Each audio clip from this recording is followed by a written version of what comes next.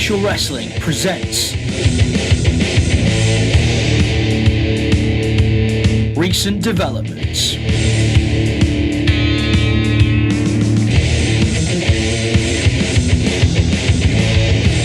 Hello, ladies and gentlemen, and welcome to Recent Developments with me, Kieran, and I'm joined, as always, by our resident official wrestling NXT boffin. There you go, crop it around.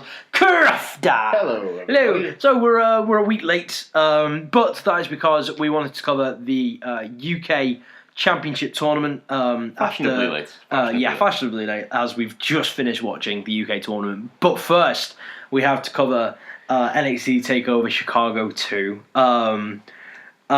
So let's just dive straight into that for anything else. So TakeOver Chicago.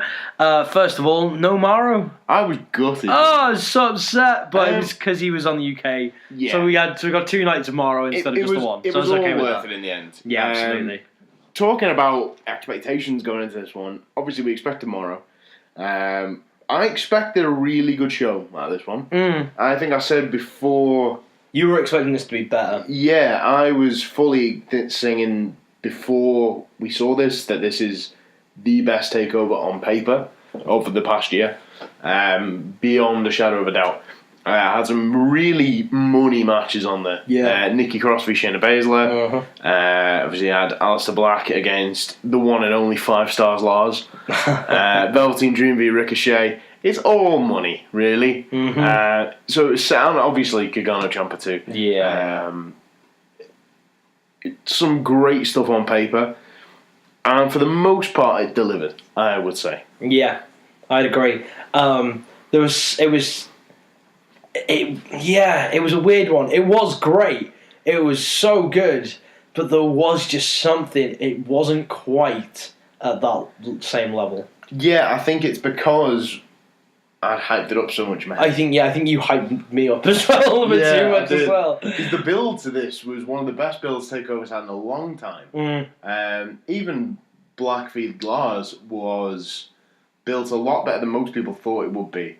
Lars has caught the Black Mass on 2 occasions, planted him with, I think, in total 4 freak accidents in the build-up to Chicago. Yeah. So there was a lot of good stuff going on in the background. The build to Ricochet v Dream, as with all Dream rivalries, was fantastic. Yeah. The man is a human money printing machine. It's not EC3, it's Velveteen Dream. Isn't it just? So... yeah, really excited going into this one, but I have to agree. It just kind of, I think, because of the hype going in, it just kind of fell short for me. Right. Well, first match out of the gate was the Undisputed Era defending the NXT Tag Team titles against the team of 2 bald blokes, Oney Lorcan and Danny Burch, not Danny Murphy, as he was commentating on the World Cup. So, I'm going to come out and say this, match of the night. This was a really good match. I know the next match was match of the night for me. Okay. This match was so good. I'm going to go through my notes as I always do. So my first note is lovely gear all around. It was, wasn't it? It was some really lovely nice gear. I think I really liked the matching America Union flag combo going on between Burch and Lorcan. I thought that was a nice touch. That was a very nice touch. It made them feel big league. Because before this, they kind of felt a bit like 2 indie guys. Yeah, it's a mishmash team, but it's worked in the same way that Sheamus and Cesaro put together. That is such a good point. They fought so well against each other, and they just went, you guys probably make a good team, you got that good chemistry. I'm like, yeah, put us in a tag team, and bloody hell, they can work together. Yeah, they're really good. I thought that it really sort of opened up once Lorcan got in the match. Yeah. He really wanted it. Oney does indeed. I think it's because he's been in it that long, so much longer than Burch has, I would imagine, that he's just like, alright, this is my first TakeOver, probably ever? It's his first proper marquee match on a TakeOver. And it's like, this is like something that he's been wanting for a while. It's something that it gets drilled into you at the Performance Centre. It gets drilled into you if you're not in the Performance Centre, because we know this is something that they all aim towards, and this will have meant a big, big deal to him. and you could fucking well tell it. For both of them as well, I think. Oh, yeah, the really no, nice thing but... about Birch and Lorcan as a team is this is Danny Birch's second run with NXT. When NXT's first run as a show, Birch was on the original roster. Oh, right. He was on a different name at the time, I believe. Martin Stone, I think it was.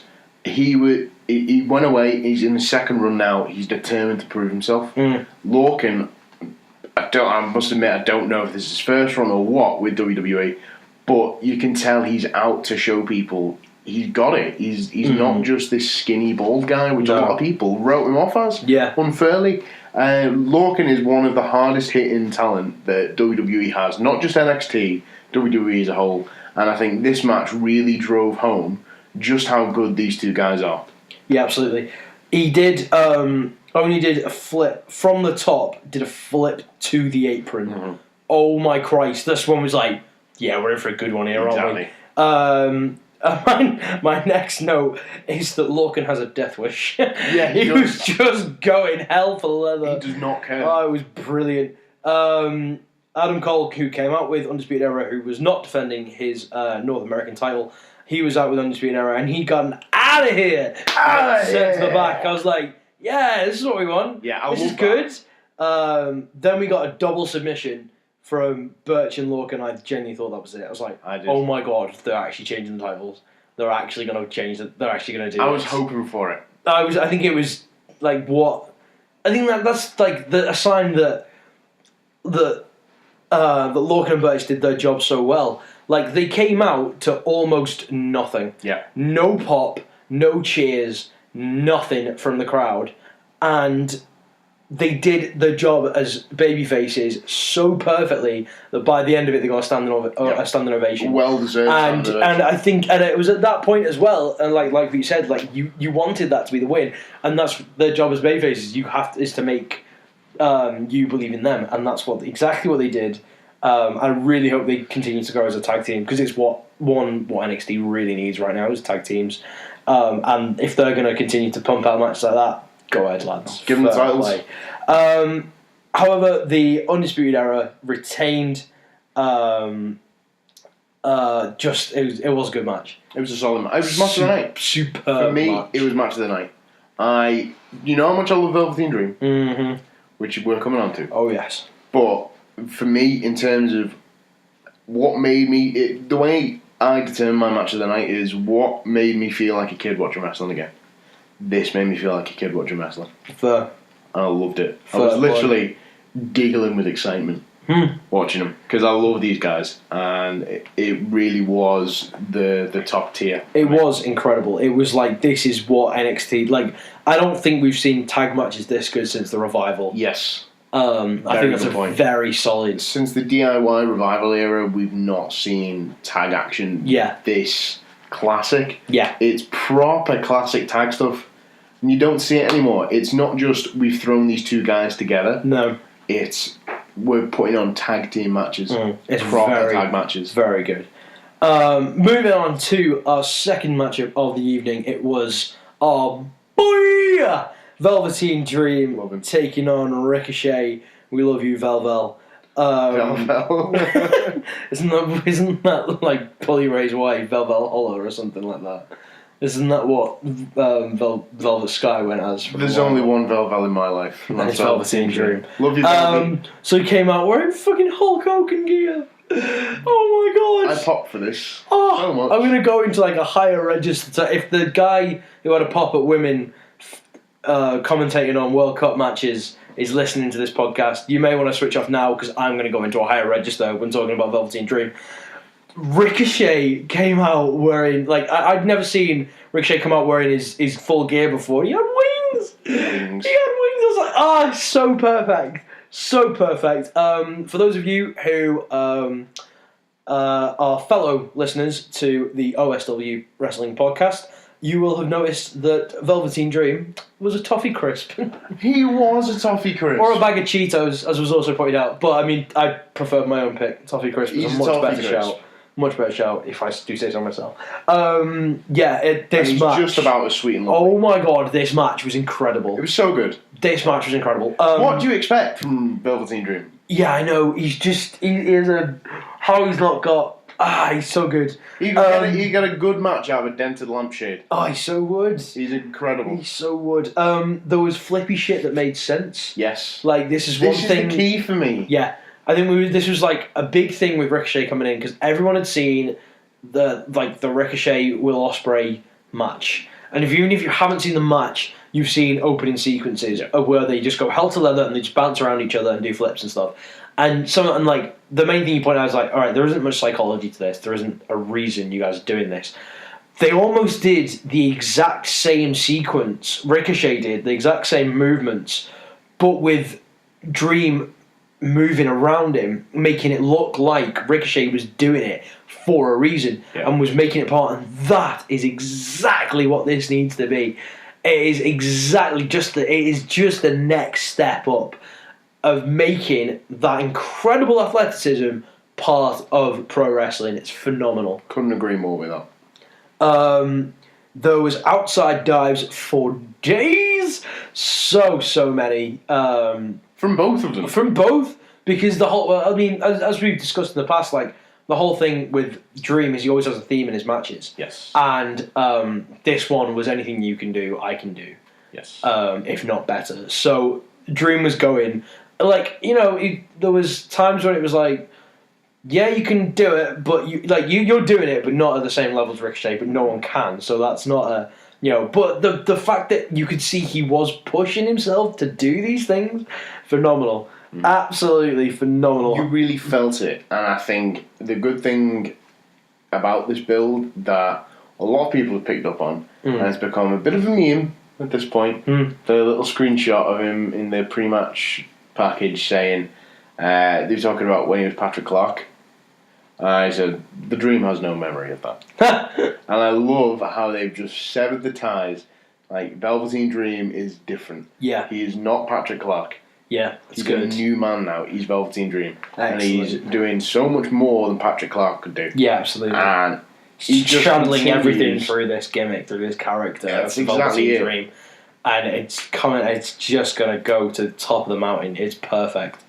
There was Velveteen Dream hit his Death Valley driver from the second rope. It was beautiful. We were talking earlier, I thought we should mention this, but he really needs names for these moves. Oh, he so does. But we're like, alright, so he's basically like a mixture, or he takes a lot of inspiration from either Prince or Jimi Hendrix. Yes. So he already has the Purple Rain Maker. Yeah. So we're now thinking, all right, well, like his other main two moves is the spinning Death Valley driver, and the spinning DDT. He's got. Yeah, that he's got. So go on. I reckon call Death Valley driver the little wing, which I would also agree with. I think it's a phenomenal move, and phenomenal name as well. Yeah, and we'll leave it up to you for the DDT because we don't really have one. Yeah, there was like we sort of had the Purple Haze. Yeah, but then it's like you've got to put a spin on Haze as well because they had Rain and then Rainmaker, which was Okada's thing in it, which is cool. But like, yeah, you've got to have the like. But I think I'm not sure. There's like you can't have the Purple Haze Maker, can you? No. Purple Haze Machine. I mean, I think maybe you bountiful listeners of Recent Developments. Oh yeah, get in touch. Let us know. Are big Prince fans, or maybe big Hendrix buffs. Maybe you just love psychedelic music, and you're thinking, this is Hendrix and Prince. What is this? Maybe you think Velveteen Dream has been inspired even more by somebody else. Exactly. Leave your comments below. Whatever platform you listen to this on. Give us some names. Let us know. Maybe Dream will see it. Let us know on Twitter, on Facebook, all that stuff. Let's get this going. There was a suplex to the outside. I love that spot. Oh my god! Like I had a friend who took the same spot on a hardwood floor in a labour club, and he was dead after the match. Like he was just sat against the wall, just don't make me move for another half an hour. I need to just sit still and count my breath and make sure I don't vomit and stuff like that. So how the fuck they managed to keep going for another 5 whatever minutes it was in this match? It was unbelievable. Ricochet kicked out of Velveteen Dream's finisher. Then Ricochet hit Dream's finisher on him, and then Dream kicked out of that. All good fun. It was good. It kept it protected. It shows that obviously Ricochet can kick out of it. So can the Dream. The Dream knows his own shit. Velveteen Dream did a purple rainmaker across the bloody ring. He missed, but he bloody well made it. Yeah. Which was the main point, It's incredible. Oh, what a leap. What a leap. It's coast-to-coast elbow drop. He was. And, one of these days he's going to hit it, and I'm going to mark. No, he's going to hit it.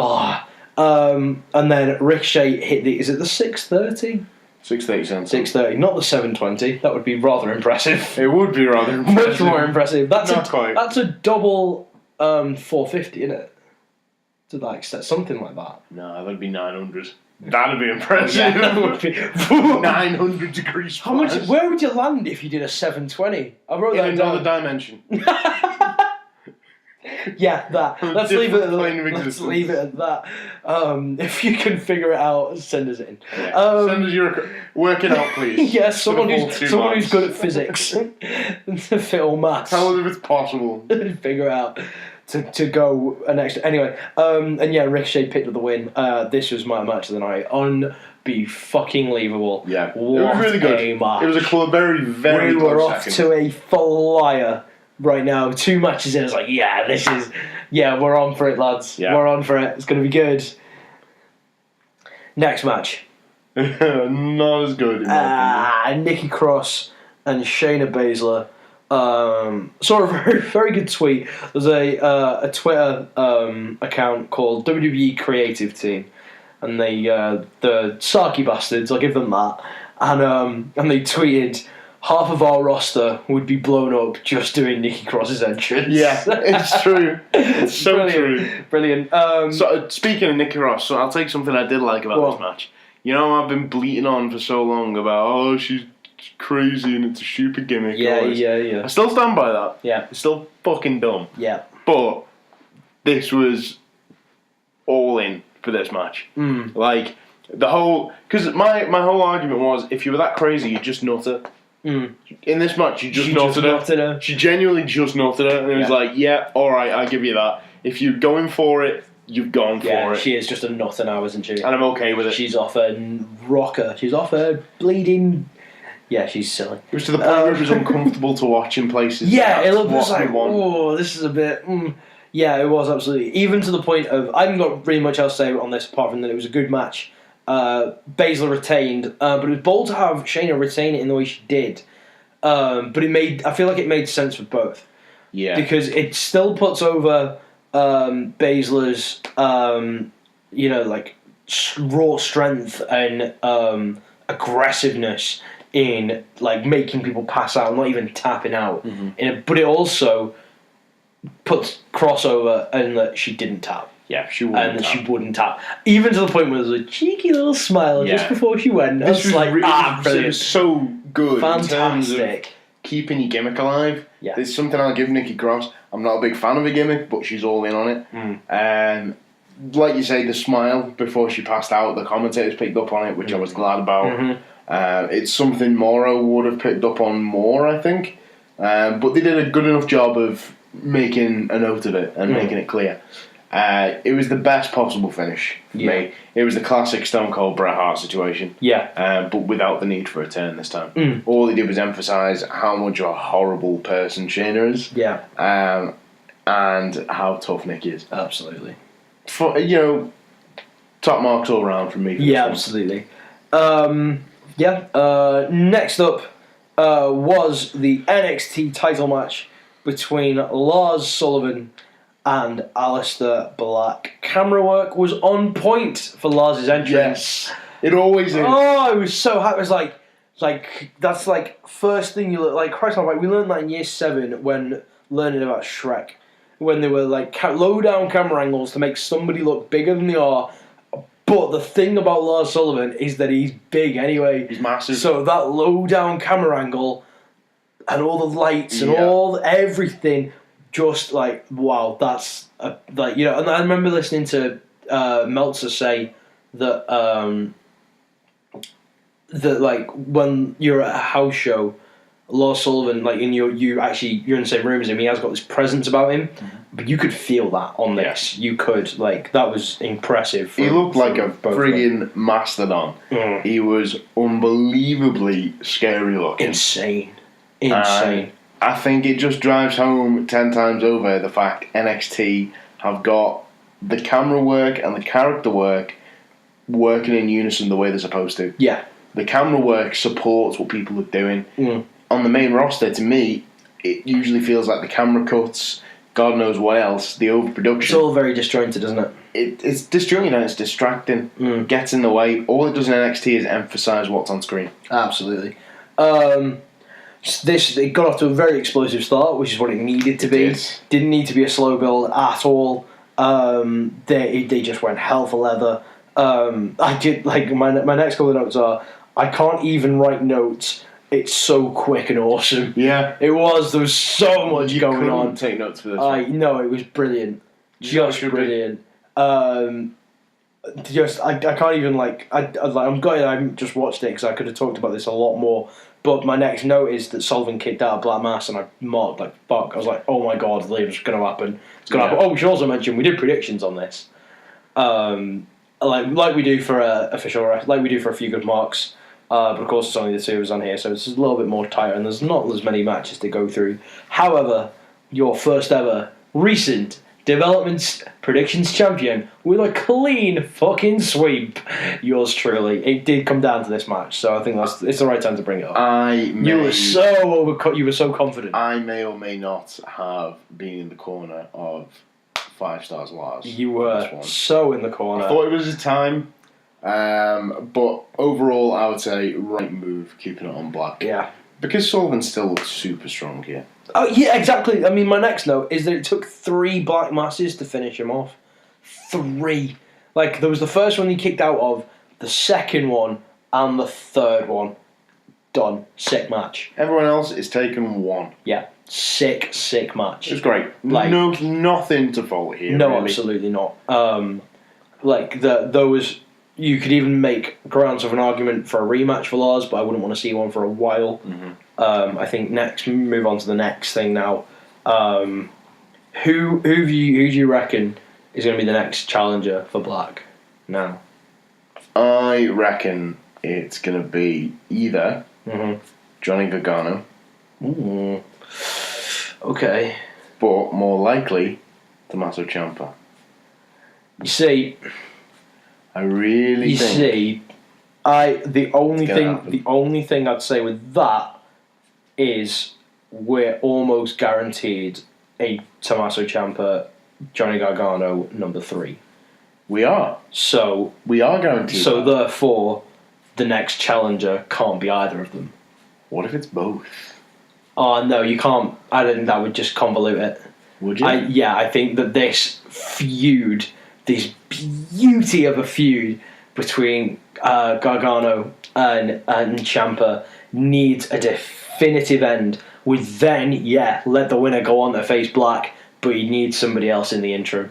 I think what could be fantastic if pulled off correctly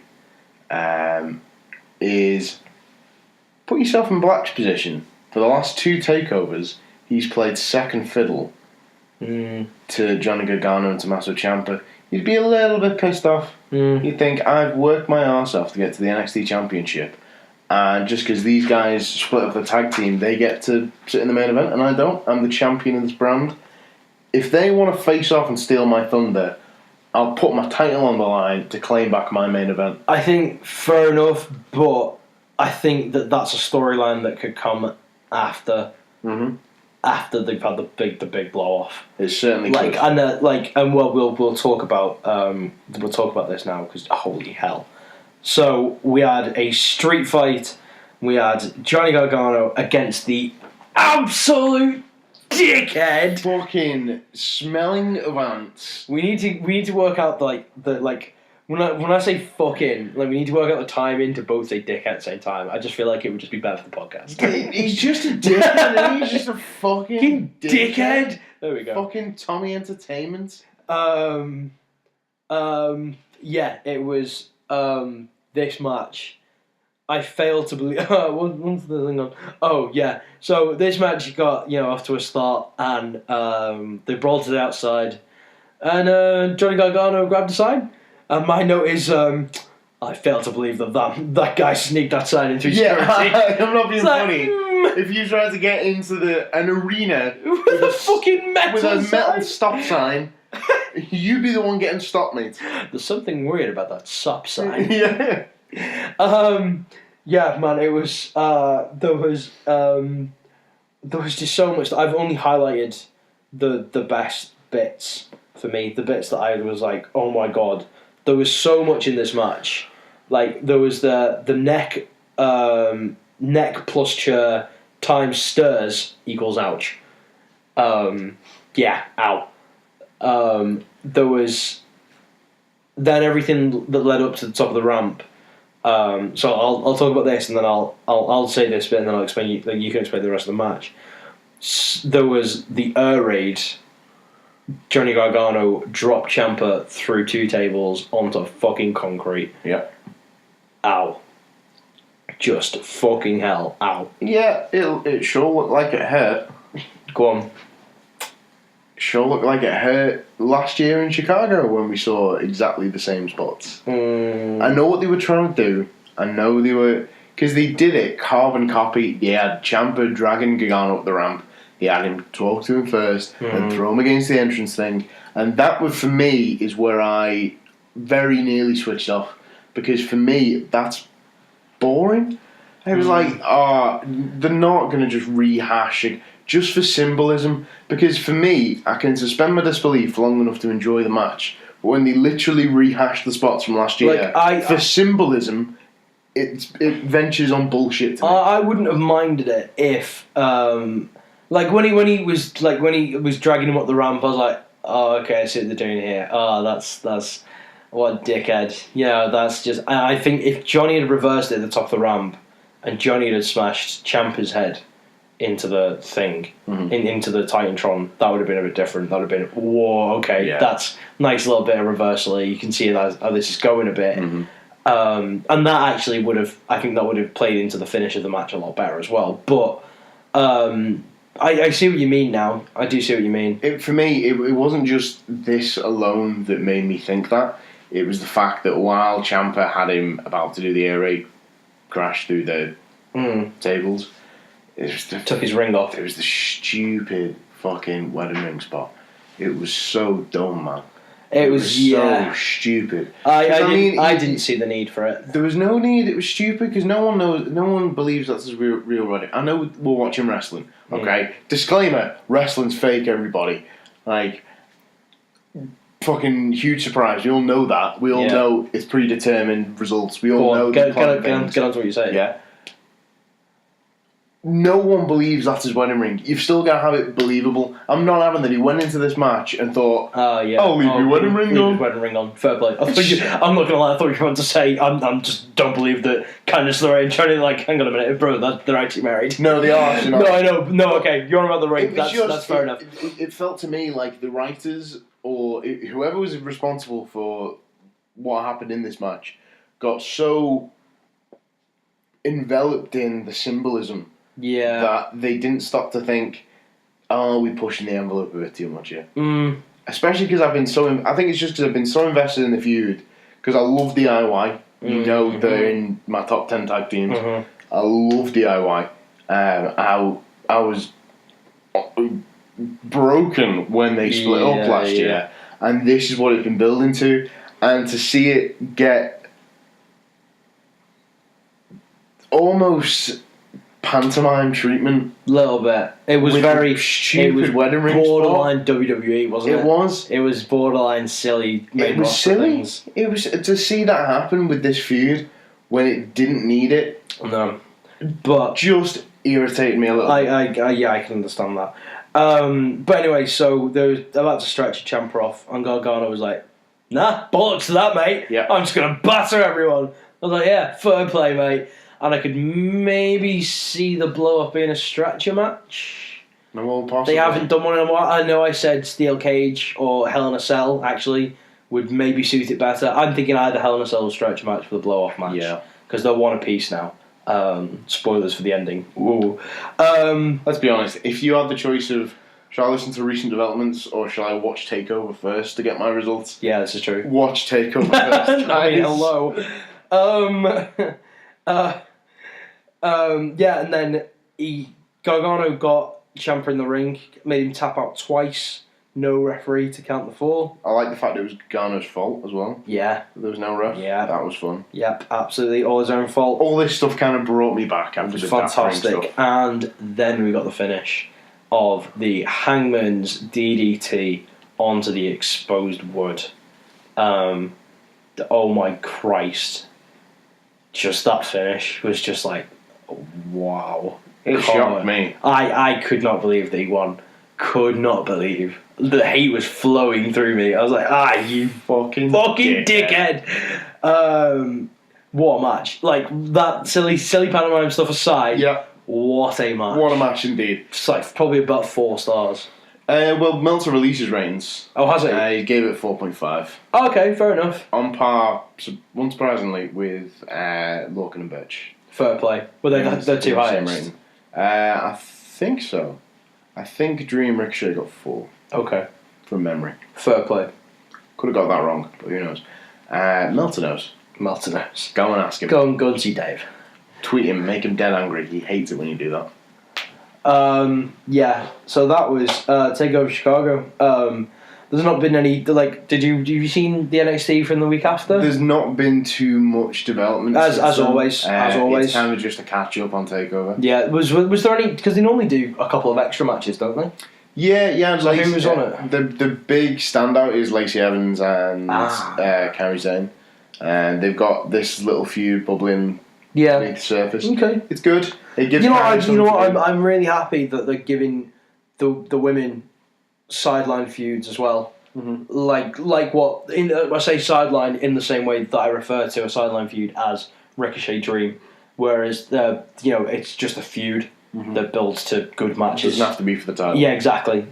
Which is what a lot of NXT is centered around. But I'm glad. Mind you, I say that Gargano and Ciampa's not for a title, so and it's still a headline feud. But you get what I mean.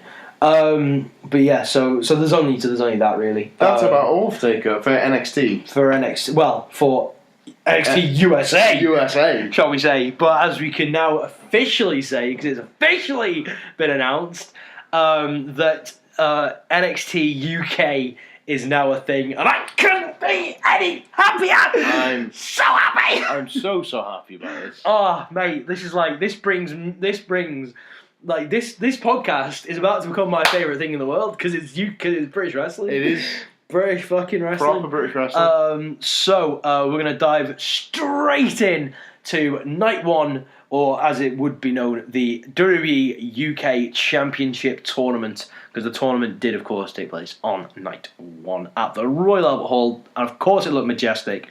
But I also want to say, before we dive into this, actually, that I was miffed they didn't do it live. I'm miffed. Yeah, me too. Well annoyed. I had a lovely 3 days set up. You did. To watch everything. To watch TakeOver, to watch whatever the fucking to watch Money in the Bank, and then to watch the 2 nights thing. And no, I had to wait an entire week, you bastards. But it was worth it. I forgive you. So it was worth it, but I think we should also say before we start, WWE, please stop spoiling your events. Oh, so annoying! Please stop it. So annoying. I turned notifications off on my WWE app, and I still got one. So annoying. I don't know how it happened, but I still got one. Ridiculous. Please stop. It's just beyond the joke. Like, I don't mind prompts. Yeah. Don't mind, see who won this. See what happened here. Don't mind that. Stop posting that so-and-so just won this. It's not going to make me go and watch it, is it? No. Because I know the result. What's the point? I'd watch it more if they said, so-and-so just had an amazing match. You need to come and see this. Yeah. Exactly. Like, literally, like your mate shouting across the street like, Hey! This match is sick!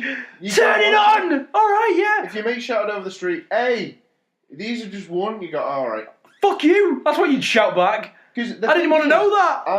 The night of TakeOver, I didn't get to watch it live. Because circumstances. Mm-hmm. As I was falling asleep that night, I decided to check my phone. What did I see? But 5 notifications from about who WWE won. giving me all the spoilers for NXT TakeOver.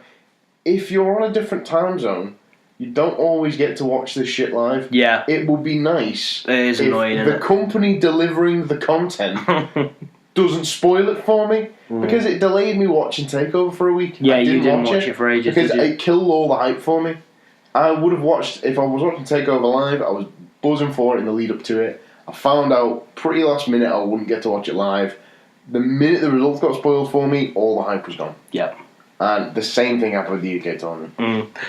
Anyway, so of course all of the round of 16 matches took place at Download Festival, and also Full Sail for the Jack Gallagher Drew Gulak match. Which they're all streamed on Thingy. I haven't watched all of them, so I can't really comment on them. But they were good. They were good. They were what they needed to be, and in front of a Download crowd, who are mostly there to see NXT WWE guys. Granted, some of them are there. And some of them are Progress fans, ICW fans, and and other fans from around the country and that, and are gonna know these guys.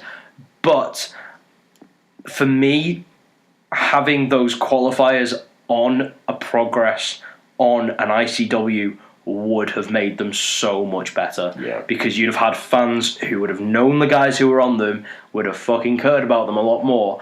And, we all know WWE, are lying in the pocket to these guys, or are in cahoots with them. So just, we all know it's happening, so just do that next time, and it'll be fine. Anyway, first quarterfinal match was Gentleman Jack Gallagher against number 1 Zach Gibson in all of Liverpool. Zach Gibson. The number 1 Zach Gibson in all Liverpool's Liverpool. number 1 Zach Gibson. Liverpool's number 1 Zach Gibson. Out of all good. the Zach Gibsons in Liverpool, he's the number 1. This is going to happen every time he gets mentioned. Oh yeah. Good match. Good way to It was start. a solid match. It was a match of the first night for me. Yeah, absolutely. I wouldn't say of the first night. Of the first round, I'd say yes. Oh, sorry, yeah, the first round. Of the first round. Zach is hated in London. Yeah. Hated. Really like him. Oh man, really good storytelling on the shoulder throughout as well, which was good because it lent up to his finisher, which Zach did a lot throughout. Was always targeting the shoulder, which is very, very good. Next up was Joe Coffey against Dave Mastiff. Good big bags of meat match. Bags of meat. Lovely jubbly. I do love a bags of meat match. Shout out to Willow. Our good old contributor for a few good marks. We both love a good bags of meat match, to me and Willow, and this really did deliver. Dave Mastiff, that man's big, and I love him. He's good. I love him to knew bits. you'd love Dave Mastiff. He's exactly what I want in a wrestler. He's fantastic. He's good, isn't he? Impressive strength from both guys as well. Oh, absolutely. So to be able to lift each other at the weights that they are is very impressive. We know what they can do with smaller guys. Speaking of smaller guys, it was Flash Morgan Webster against Jordan Devlin. The Pez Machine returns. Pez dispenser We himself. reviewed the second night of the first ever UK tournament not too long ago, and we christened Jordan Devlin the Pez dispenser. And yeah, this was a really hard hitting match Because he's full of sweets, obviously. Oh. Well, he's a sweet guy. He's a sweet guy. Might be. Never met him. I really like this. I didn't like Jordan Devlin first year of the tournament. Liked him a lot better this time. Joe I liked even more though. Was it Flash Morgan Webster? It was Flash Morgan Webster. How cool is that guy? He's so good. There was the Avalanche Spanish Fly, which was amazing. They were so good. So good. Although I will point this out that we finished watching the whole thing. I was going through Twitter as I often do, and just to catch up on any banter or whatever. And Will Ospreay shared a video from Progress when he was in I think it was a multi-man match or whatever. But it was him and Jordan Devlin, and Jordan Devlin was about to hit the Spanish Fly, and of course, because it's Will Ospreay, they over-rotated, so they both landed on their feet. At which point there was a whole load of flippy shit. And it was like, yeah, you've just showed that because they just done it, didn't you? You've just done, I can counter that. It's like, good on you, mate. That's all I'm going to say. It's not all I would like to say. No, I know, but I want to be political. But, yeah, it wasn't very classy. Next up was Travis Banks, the Kiwi buzzsaw, against Ashton Smith. Interesting fact about the Kiwi Buzzsaw Travis Banks, as I discovered last night, was that self-pop. I was the ring announcer for Travis Banks' first ever match in the United Kingdom. It was a company called Just Do Wrestling, which is based out of St. Helens. I tweeted this last night, and it got a like from Travis himself. Well, there so you go. I'm a bit happy right now. I don't blame and I'm really glad that this match went really well, because I really like Ashton Smith as well. Ashton Smith's also been on a lot of Just Do shows. Yeah, he was very, very good. Sweet, strong style match from both of them. Really hard hitting. Really good facials from both these guys as well. I thought Ashton really good. Proper good stuff. That was the last of the quarterfinal matches as well. So Travis Banks, Flash Morgan Webster, Joe Coffey, and Zach Gibson all went through to the next round. So first round out of the guys who didn't go through. So Jack Gallagher, we mostly know opinions on. Yeah, he was impressive as always. As always, as you said on Dave Mastiff. Fantastic. Jordan Devlin, you said, won you over a bit. Won me over massively, I would say. And Ashton Smith. You didn't really know much of Ashton Smith, did you? I knew nothing about Ashton Smith going into this. By the end of it, I knew his name. Yeah, there you go. That's all you can say, really, isn't it? By the end of it, I knew exactly who he was and what he was about. He did his job in what was comparatively quite a short match. And got himself over big time with me. So, fair play to him. Excellent. So, next up we had a Triple H segment with apparently... This was brought forward because there was originally a Fatal 4-Way women's match, but Ginny, who is the current Progress Women's Champion, got injured moments into the match, so they couldn't continue. They went to the back, and they had to replan, with now it only being a triple threat. So they brought this segment forward with Triple H coming out. Bringing Johnny Saint out to the ring, absolute bloody legend of the UK scene, is now the NXT UK general manager as well, and just kind of this whole impassioned speech and stuff on and officially announced NXT UK. Crowd went mental for it. I went mental for it. I'm so happy. How nice is that logo? It's lovely. Oh, I want it on a t-shirt. So yeah, that was nice. And then we got our triple threat women's match, which was Toni Storm against Killer Kelly and Isla Dawn. Isla Dawn? Isla Dawn. It is Isla. Isla. Lol. Isla. Oh dear. Isla Dawn. You could tell Tony was winning. She didn't do much throughout. Nah, not really. Highlight of this match was Kelly kicking Isla's face off. She fucking filled her in, didn't she? Wellied her in the jaw. Jesus Christ. Good God. And then Toni Storm won and won an opportunity to face Shayna Baszler at night 2. It was an okay match for the amount of time they had to plan. Triple threat, I would imagine they've had some spots already planned. They just had to cut a person out of it. It wasn't bad at all. It wasn't bad at all. On to your semi-final matches. Flash Morgan Webster against Zach Gibson. This again was boss. Yeah. Flash Morgan Webster waited till this match to do his swing around the ring post into a Hurricanrana. Bloody beautiful. There was a Helter Skelter to the outside, which is, I think, is one, a fantastically named move. 2 is a fantastic move. And just I was going to do a 3 though, but I couldn't think of anything. But yeah, just fantastic. And Zach Gibson goes through to the final with the Shankly Gates, which again is another phenomenally named move. Got a lot of good names. His other one's called the Ticket to Ride, which again is just fantastic. And but it got the Shankly Gates over at this point, didn't it? As to how dangerous it was, and we felt that tonight watching the very final. Quick tap outs every time he slapped it on. Yeah, which was good. So Flash Morgan Webster went. So final thoughts on Flash Morgan Webster? Really solid. Again, didn't know much about him going into this one. I could have done. I could have done my research on a lot of these guys. Yeah, but I didn't because I really wanted to go into this and see how they got themselves over the audience and how they won over the audience at home. Fair play. Mm-hmm. All of them, literally all of them, did that. It's made me so hyped for the UK division because literally all of them made an impression on me. Yeah, excellent. The final semi-final match was Travis Banks against Joe Coffey. All I've got to say on this was it was a great match. It was a war. This one. Yeah, they battered each other, but Travis Banks came out the victor. And what do you make of Joe Coffey? We haven't got with Joe Coffey much. I really like Joe Coffey. Yeah, there's something it about was that him. like we were anticipating Jordan Devlin attacking someone from behind. But I don't think anyone quite expected the heel turn from Coffey. No.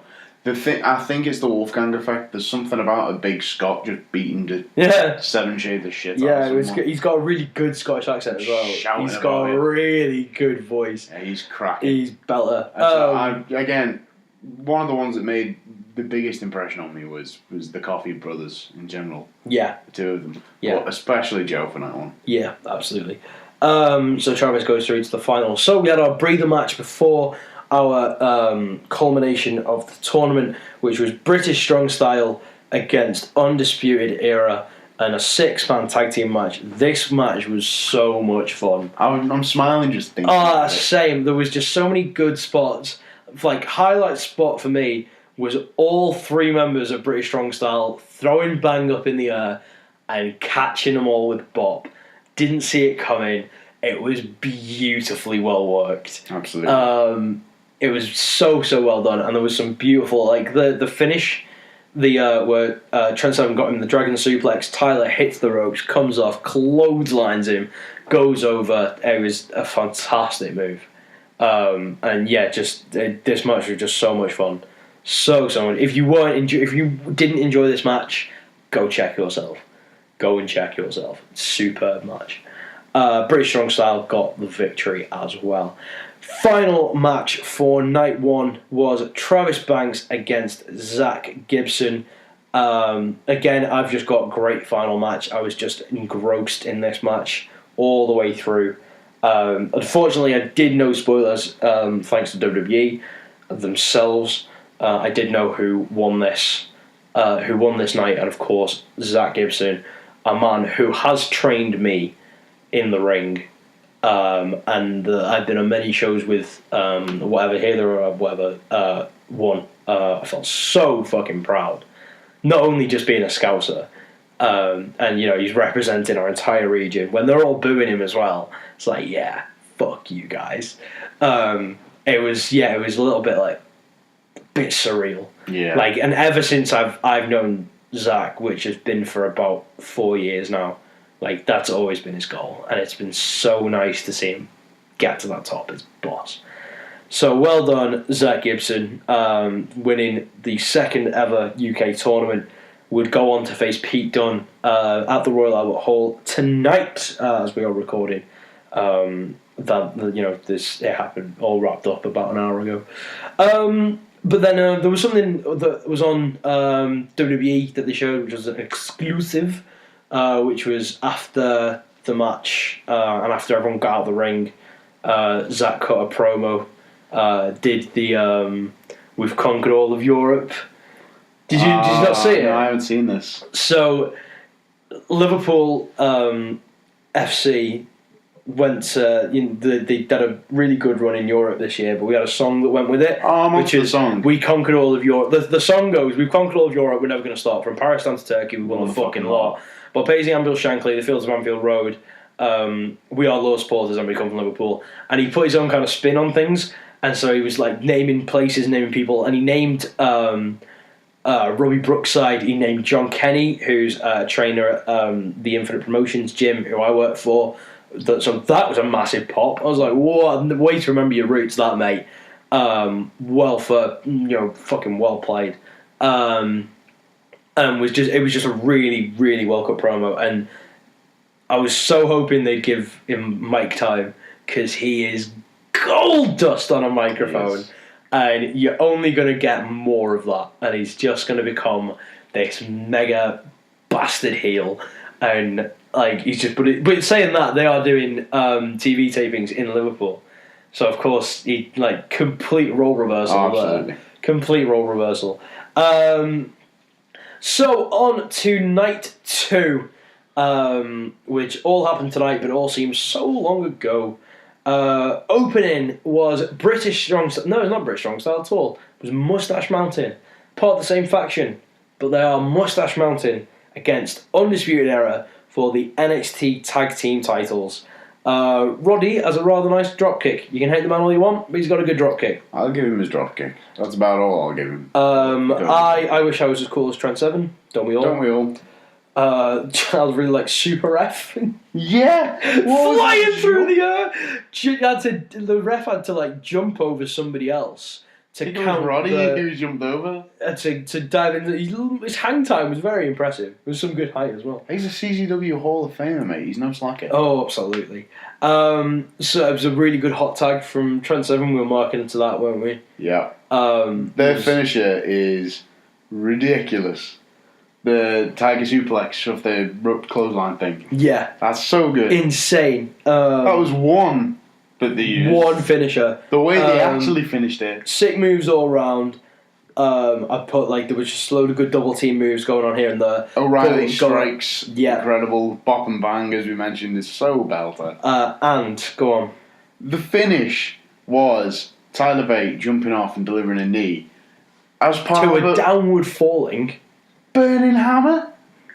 Dead ass burning hammer? Dropped him on the back of his neck. It wasn't traditional burning hammer, but the fact it's, we'll just throw a burning hammer in.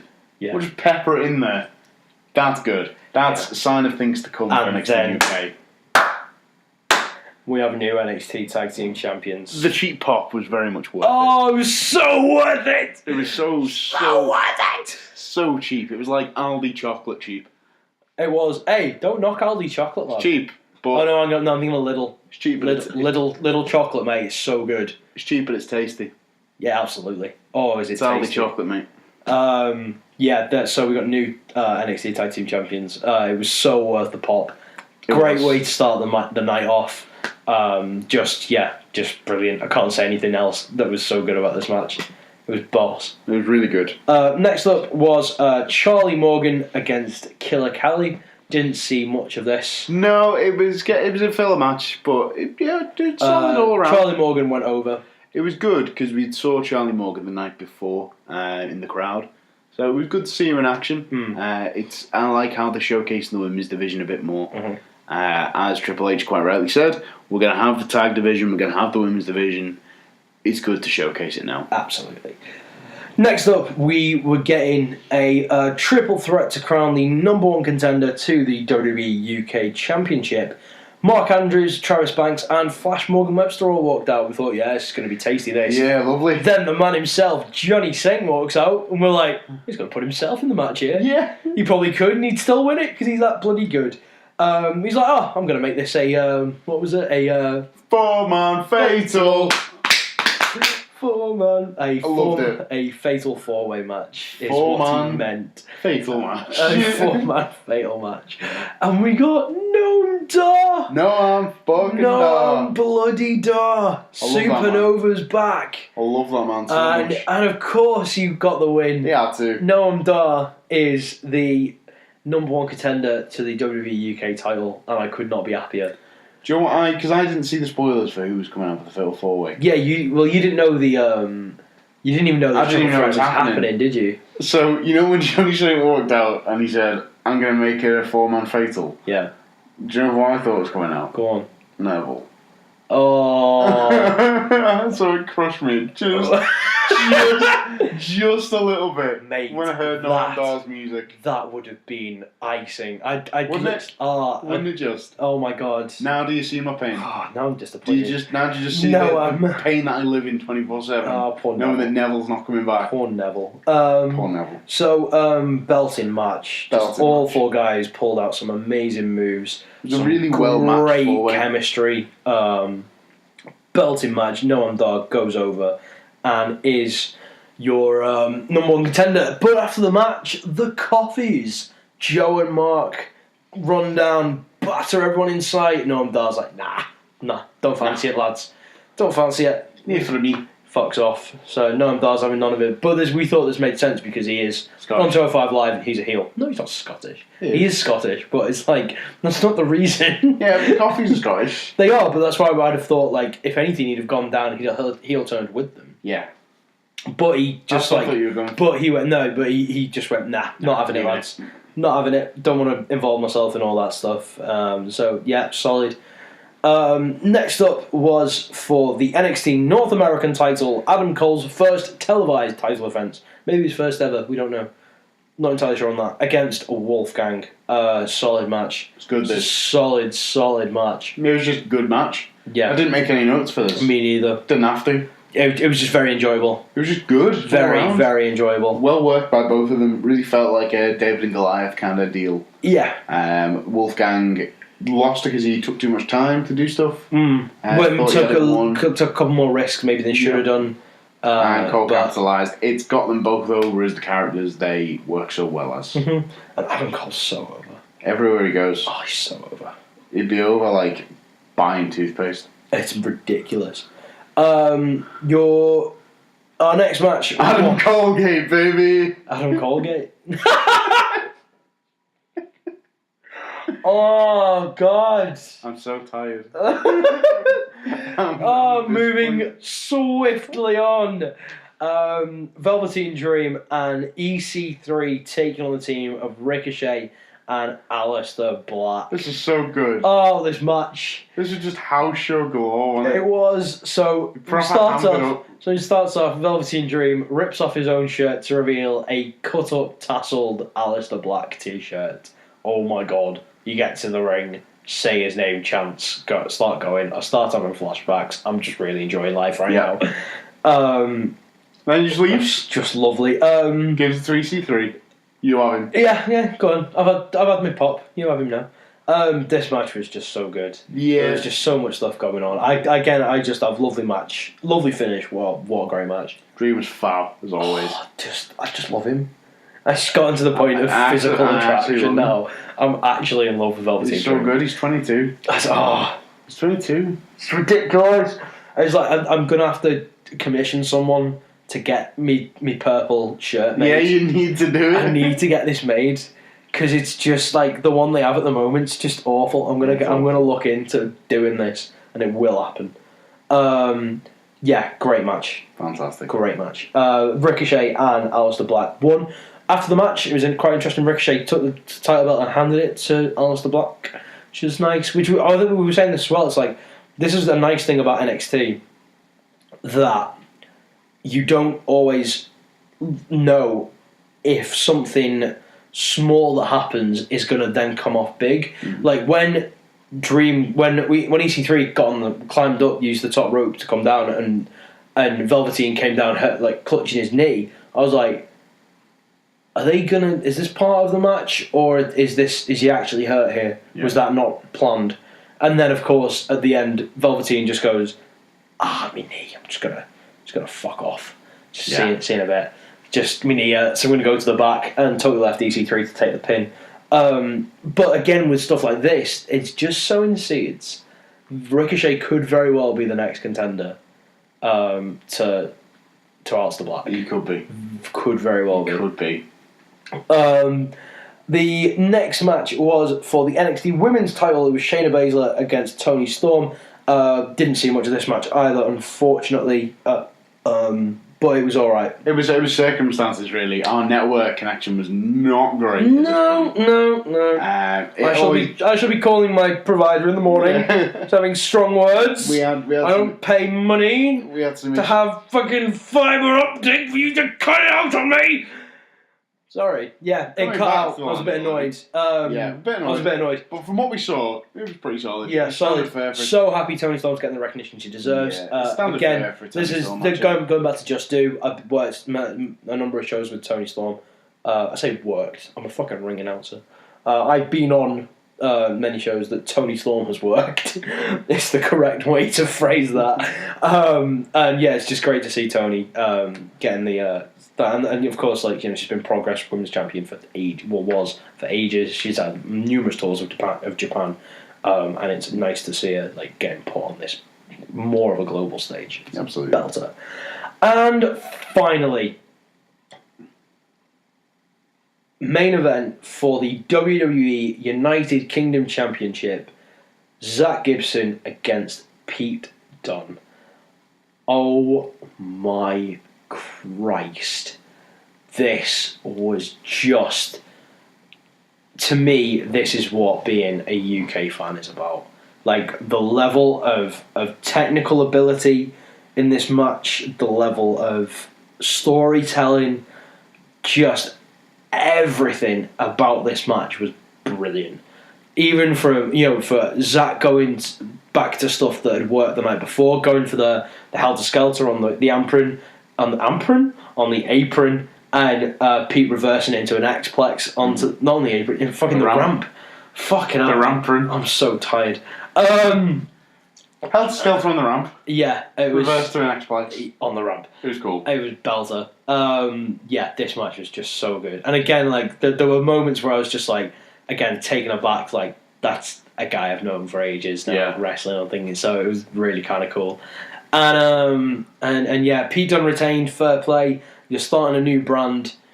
Weekly television shows. You've got to start strong, haven't you? Well, you not only that, but you're going to want someone, especially with an American brand. You're going to want someone who the American audience know already as your champion to tune into, and they know who Pete Dunne is already. Do not get me wrong, that title will be around the waist of Zach Gibson one day, may even be by the end of this year. But yeah, my Christ, I am excited for this UK division, man. Liverpool's number one. Zach Gibson in all of Liverpool.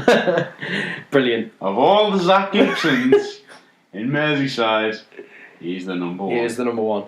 Yeah, just amazing. Solid event all round. Amazing. 10 out of 10. Amazing. Phenomenal. Yeah, so good. So that is recent developments for that's been a long one, that. I'm ready for bed. Oh, mate, that's been a long one. But thank you for sticking with us. We've covered everything. You are up to date on NXT, and so are we. We will see you in about a month or so for a bit of an update, or if anything fucking huge happens and we have to cover it, then you'll hear from us then. But until that time comes, I have been Kieran. I've been Croft. Thank you for joining us, and we'll see you soon. In a bit, the lids.